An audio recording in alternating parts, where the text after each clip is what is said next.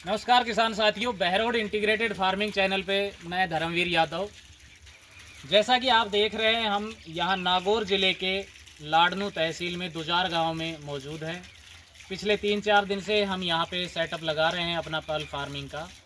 और ये हमारे भाई साहब हैं, श्रवण दास जी हैं, जिनके यहाँ हमने सेटअप लगाया है। और इनके पास लगभग हमने 20-25 दिन पहले सीप डिलीवर की थी। जी श्रवणदास जी, 20-25 दिन पहले की थी आपके पास सीप डिलीवर? ठीक है, तो सीप जब डिलीवर की उसके बाद से आपके पास टोटल मोर्टिलिटी कितनी हुई वो बताइए आप।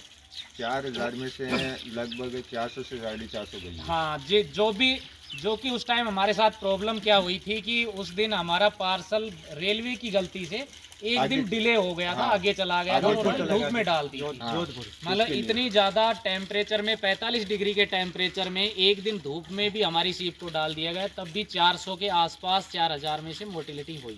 ठीक है, उसके अलावा कोई इश्यू अब भी लग रहा है? सर्जरी के बाद भी कोई ऐसा इश्यू लग रहा है आपको? नहीं, कुछ नहीं लग रहा। और दूसरी बात, आपको लग रहा था कि मई जून के महीने में टेम्परेचर ज़्यादा रहेगा, ज़्यादातर लोगों को लगता है टेम्परेचर ज़्यादा रहेगा, तो हमने जो मैनेज करवा के, कूलर वगैरह की व्यवस्था करवा के और ग्रीन नेट जो लगवाया है, उससे कहीं भी आपको लगता है कि सीप में कोई प्रॉब्लम आएगी? नहीं आएगी।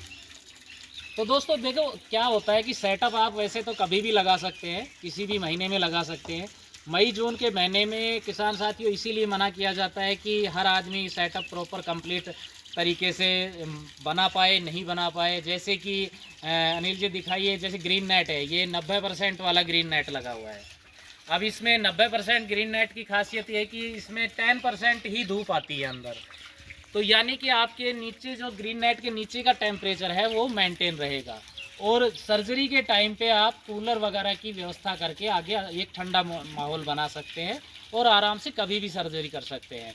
तो श्रवणदास जी, आप और कुछ अगर किसान साथियों को बताना चाहे, आप इससे कितना सेटिस्फाई है, क्या अनुभव रहा? अभी तो मानना कि आपके पास ज़्यादा अनुभव नहीं है, लेकिन एक महीने से आप सीट को देख रहे हैं, क्या इसमें अच्छा लगा, क्या कमियां लगी, आप बताइए ताकि और किसानों को भी पता लगे इसके बारे में। कमी तो कुछ नहीं है, इसमें थोड़ा ध्यान रखने की ज़रूरत है। इसमें एक्टिव रहना चाहिए, ऐसा नहीं है कि इसको डाल दिया और फ्री हो गए, वो नहीं होना चाहिए। डेली पानी चेंज होना चाहिए, इसको खाना होना चाहिए, चेक होना चाहिए, वो सब इस पे होना चाहिए। डेली पानी जो चेंज करने वाला है सिस्टम, उससे किसान साथी कुछ कंफ्यूज हो सकते हैं कि जब तक डेली यहाँ हम इसको मेडिसिन वगैरह में रखेंगे, हाँ, ऊपर तालाब के अलावा जो रखेंगे तब चेंज करना है। जब तालाब में हम डिप्लॉय कर देंगे उसके बाद डेली पानी चेंज नहीं करना होता है। तो कहीं इससे आप कंफ्यूज ना हो कि हमें हर टाइम ही 2 साल 1.5 साल तक डेली पानी चेंज करना है। नहीं, वैसे नहीं। तो ये हमारे केसर देव जी हैं। तो केसर देव जी, आपको हमारे व्यूअर्स जानते भी होंगे, अपना इंट्रोडक्शन शेयर दीजिए।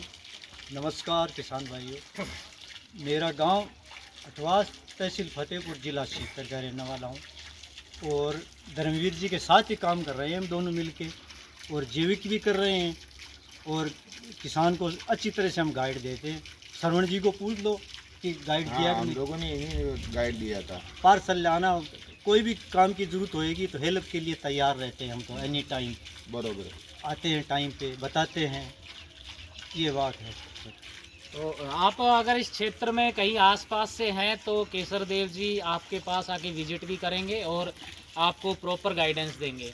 और फ्यूचर में भी कभी ज़रूरत पड़ती है तो जैसे अभी क्या है कि हम तुरंत इसको तालाब में डिप्लॉय नहीं करते हैं सीप को, कुछ लोग करवा देते हैं, लेकिन इसका एक मेडिकली ट्रीटमेंट ज़रूरी होता है सीप का, 7-8 दिन तो कम से कम होता है उसकी ज़रूरत।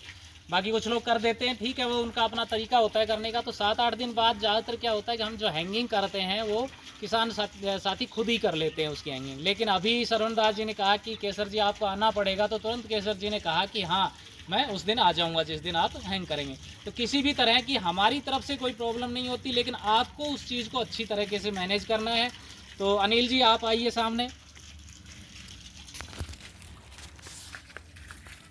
ये अनिल जी हैं, श्रवण दास जी के ब्रदर ही हैं और ये दोनों ही छोटे भाई हैं। ये दोनों काफ़ी अच्छी मेहनत कर रहे हैं और सच पूछे तो हम इनका मेहनत देख के खुद सेटिस्फाई है। हम अकेले में बात कर रहे थे कि हाँ, इनका रिजल्ट काफ़ी अच्छा रहेगा, क्योंकि काफ़ी लोग क्या होते हैं कि जैसे सफाई करते हैं तो लेबर के सारे छोड़ दिया और सिर्फ पानी निकाल दिया और पानी निकाल के उसको दोबारा से रिफ़िल कर दिया। लेकिन अनिल जी आप कैसे सफाई करते हैं एक बार बताएंगे?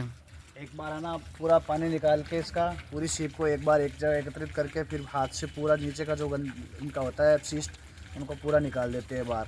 फिर वापस क्लीन वापस पानी से धोकर एक बार फिर वापस इनको कर देते हैं और फिर पूरा वापस पानी डाल देते हैं। हाँ, तो यही तरीका होता है सफाई का, ताकि इनकी कोई भी वेस्टेज बची नहीं रहे। और जो ज़्यादातर लोग अमोनिया का एक डर बना के रखते हैं, अमोनिया हमेशा कभी भी पानी में ये नहीं है कि ऑक्सीजन की कमी हो सकती है पानी में, लेकिन अमोनिया अपने आप नहीं बनता।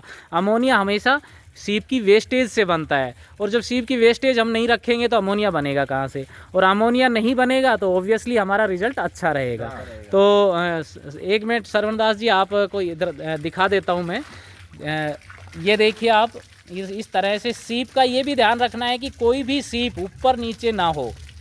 अगर ऊपर नीचे सीप हो गया, अभी आप देख रहे हैं कि सब सीप अलग अलग पड़ी हुई है, तो इस तरह से मेंटेन करना है। उधर दूसरा तालाब है उसमें पड़ी हुई है काफ़ी खुले एरिया में, और इधर ये एरिएशन के लिए लगाया हुआ है।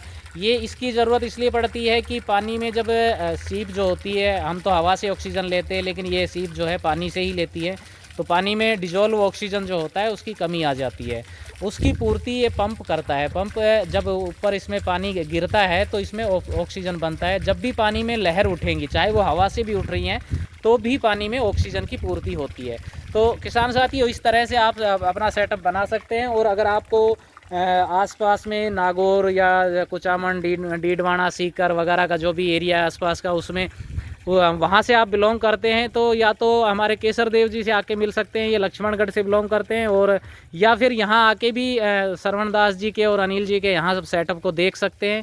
और ये मुझे लगता है कि एक बहुत बढ़िया तरीके से मेंटेन कर रहे हैं, तो आपको भी अच्छा गाइड करेंगे।